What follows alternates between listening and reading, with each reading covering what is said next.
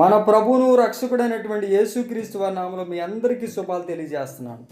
ఈరోజు ప్రపంచంలో జీసస్ క్రైస్ట్కి యేసుక్రీస్తు వారి నామంలో అనేక ప్రార్థనలు జరుగుతూ ఉన్నాయి. అందరూ ప్రార్థిస్తూ ఉన్నారు. ఈరోజు చిన్న వేరియేషన్ మనం గమనించాలి.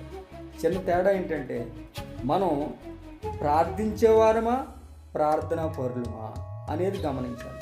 మనం ఎన్ని సంవత్సరాలు, ఎన్ని నెలలు, ఎన్ని వారాలు, ఎన్ని రోజులు, ఎన్ని గంటలు ప్రార్థన చేసినా అనేక సందర్భాల్లో మనం ఏదైతే ప్రభువుని అడుగుతామో, ఏ కోరికలు, ఏ విన్నపాలు, ఏ అక్కర్లతో మనం ప్రార్థన చేస్తాం, మనం పొందుకోలేనటువంటి స్థితిలో ఉన్నటువంటి వారందరినీ బైబిల్ ఏం చెప్తుందంటే ప్రార్థించేవారు. ప్రార్థనా పరులు అంటే ఎవరంటే మనం ఏదైతే ప్రార్థన చేస్తున్నామో, దేన్నైతే అడుగుతున్నామో దాన్ని దేవుడి ద్వారా పొందుకునేటువంటి పరిస్థితుల్లో ఉన్న వాళ్ళందరినీ కూడా ప్రార్థనా పరులుగా పిలువబడుతున్నారు. ఫర్ ఎగ్జాంపుల్ యాకోబు రాసిన పత్రిక 5:17 ఏలియా మల్లాంటి స్వభావం కలిగినటువంటి మనుషుడే. అతడు ఆసక్తితో ప్రార్థించగా 3.5 సంవత్సరాల వర్షం భూమి మీద పడలేదండి. ఏమండి, ఈ సందర్భంలో ఏలియాను మనం ఎలా చూడగలమంటే ప్రార్థనాపరుడిగా చూడగలం.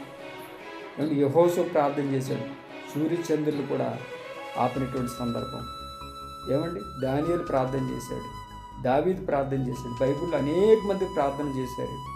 ప్రార్థన చేసుకున్న తర్వాత వాళ్ళ అద్భుతాలు ఏమండి సృష్టించారు.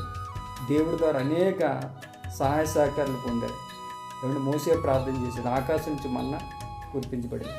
మనం ప్రార్థించేవారుగా మిగిలిపోవడం దేవుడు చెప్తున్నారు.